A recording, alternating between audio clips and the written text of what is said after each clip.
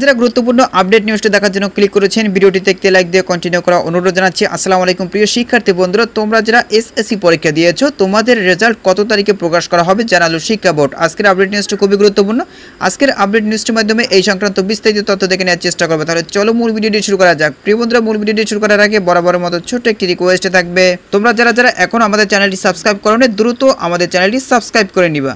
প্রিয় শিক্ষার্থী বন্ধুরা, এই গুরুত্বপূর্ণ আপডেট নিউজটি প্রকাশ করা হয়েছে দ্য ডেইলি ক্যাম্পাস পত্রিকা। এখানে বলা হচ্ছে এসএসসি পরীক্ষার ফল 15 জুলাইয়ের মধ্যে, নিচে একদম বিস্তারিতভাবে উল্লেখ করা হয়েছে। প্রতিবেদনে বলা হয়েছে চলতি বছরের এসএসসি ও সমমান পরীক্ষার ফল তৈরির কাজ প্রায় শেষ পর্যায়ে রয়েছে।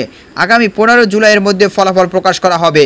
বৃহস্পতিবার দ্য ডেইলি ক্যাম্পাসের সাথে আলাপকালে এসব কথা জানান শিক্ষা বোর্ডগুলোর মোর্চা, আন্তঃশিক্ষা বোর্ড পরীক্ষা নিয়ন্ত্রক কমিটির আহ্বায়ক এবং ঢাকা মাধ্যমিক ও উচ্চ মাধ্যমিক শিক্ষা বোর্ডের পরীক্ষা নিয়ন্ত্রক অধ্যাপক এস.এম. কামাল উদ্দিন হায়দার। ঢাকা বোর্ডের ওই কর্মকর্তা জানান, ফলাফল তৈরির কাজ প্রায় শেষ পর্যায়ে। খুব দ্রুত সময়ের মধ্যে ফল প্রকাশের সম্ভাব্য তারিখ জানিয়ে শিক্ষা মন্ত্রণালয়ের প্রস্তাব পাঠানো হবে।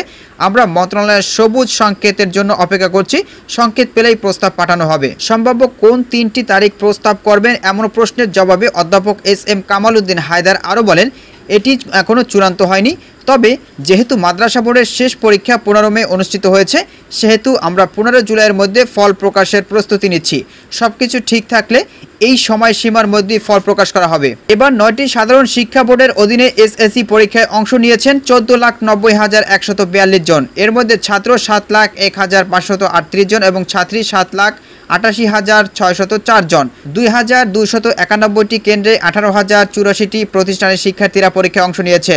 মাদ্রাসা শিক্ষা বোর্ডের অধীনে পরীক্ষার্থী রয়েছে 2,94,726 জন। এর মধ্যে ছাত্র 1,50,893 জন এবং 1,43,833 জন ছাত্রী।